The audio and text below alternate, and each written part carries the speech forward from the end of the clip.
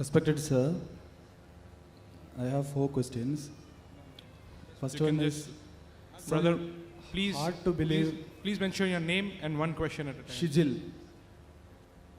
There are some hard to believe instances in any scriptures. For instance, in Quran, like birds dropping stones in a battlefield on the enemy's context like that, which is hard to believe. That's my first question.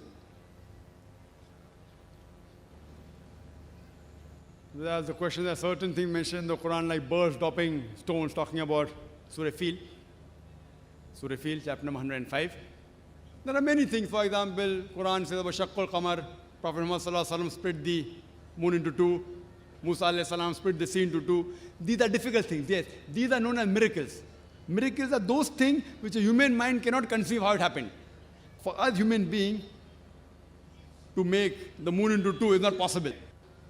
For us human being to split the sea into 2 and have a pathway is not possible. So these are known as miracles, which only God can do, you and I cannot do. So it's difficult for us to conceive. The only way for us to testify is to go back into time. Here sitting now, we can't go back 3,000, 4,000 years back and check up whether Musa alayhi salam, Moses, did he split the sea or not. So what we say, these are miracles which doesn't allow us to go back in time. But there are many things which Quran has said, which has come true today. For example, Quran speaks about science, about the Big Bang. Quran speaks of the light of the moon, not its own light. Quran speaks the earth is spherical. Quran speaks the sun rotates, which to a man 1,400 years back would sound, what is this nonsense? That the moon has its own light? That the earth is spherical? All these things about the Big Bang. But today, after science has advanced, we have come to know it's a fact.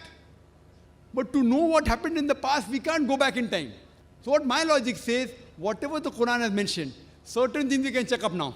Certain things we can't check up. We can't go back in time. So that goes in the ambiguous slot. So what things we can check up today? Out of those things, whatever we can check up, so 80% things we can check up. So my logic says 80% of what the Quran mentioned, we can check up today, and we have come to 100% correct. Whatever we can check, not even 1% is wrong. Most of the contents are historic, I think so. Yes, that's what I'm telling you, brother. Historic. For you to say that thing didn't happen, you can only prove by going back in time. If the Quran says Prophet Moses split the sea, you can't prove that he didn't split. Neither can you prove he split.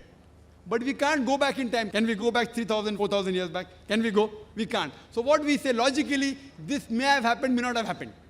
May have happened, may not have happened. The birds may have dropped stone, may not have dropped stone. Correct? What we say, this is ambiguous. If we talk about the nuclear bomb, 1,000 years back, would they have believed?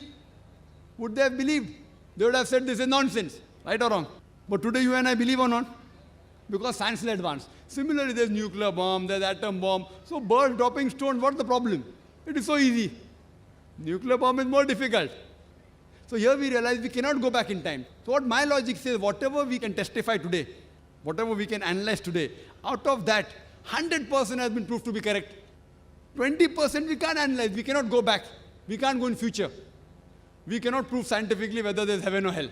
So you'll ask me, Brother Zakir, you're a medical doctor. How do you believe in heaven and hell?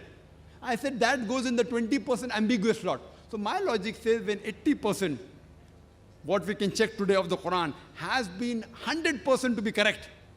Not even 0.1% is wrong. So my logic says what 20% is ambiguous, inshallah, God willing, even that will be correct. Maybe science will advance after 50 years, after 20 years, we'll come to know about life after death, we may come to know about heaven or hell. So my logic says there's a logical belief that when not even 0.0001% has been proved wrong of the Quran, 80% is 100% correct. So my logic says, inshallah, the 20% which you can't verify by going back in time or going in future, even that inshallah will be correct. Hope that answers the question.